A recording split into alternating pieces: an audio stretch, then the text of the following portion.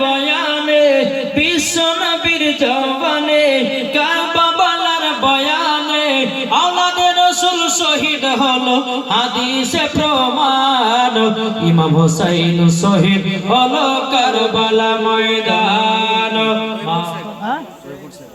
ইমাম হোসেন বলে ও গো নানা জান ঈদের নামাজ পড়তে যাব নতুন পোশাক দাও দোয়া করলেন ও গো রব্বানা